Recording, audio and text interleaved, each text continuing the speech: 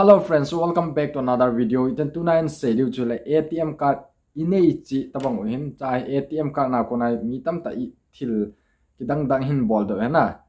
Je chun video khat kain play de hin lungset an ne na vet pen aje chu cha ko na ki ven thela divin hin tiam ve. Kipa masang kamin chula bonga hin kipan ka video abula ko na zone again hin vet pe jeng kipa thu kan se channel la thane lungset an like share subscribe hin bol pe de no. Hin tiam ve. Direct panatin video hi kain play den chom cha bo hin cha EP namu iti nikivian hamnang nakihet dehna ga preutin masa pena cha ATM Roma chi hena ATM Roma chi ale infection ball hin hung viral kha hena cha che la cha he mi khat pan cha camera ummo nge ti camera ummo ate a hul lew ta ba camera niaw khat no hena cha he hiu do de hin ga vele han scanning ball है ना तिल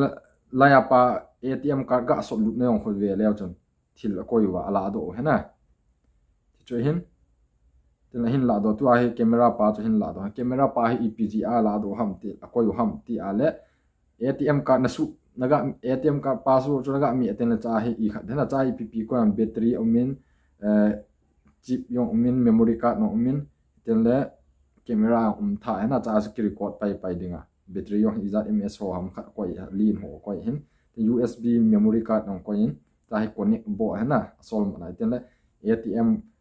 pin so na chung le la ho adapt aga adapt chu ipam te le pin naga so ten la cha anu langa pan record hana ten abana pa hi ki hi kina le ATM card naga so loop na aga so loop na pa hu ma hana che alum pa connect tha ha ki connect tha che ya chu ip bol ham te ATM card an che ten ta hin na khoi nga ya na ata ham zo ham na khoi ding akilo de duna le cha chon ATM ka na thuna hi le nang dinga tham na sum ki kat na thei ham alo thil ham khat ki bol lo the na je chon tia video ho he amo viral a hi pon thil ki hil na ding a hi lo la mi atu kha khanin ana bol kha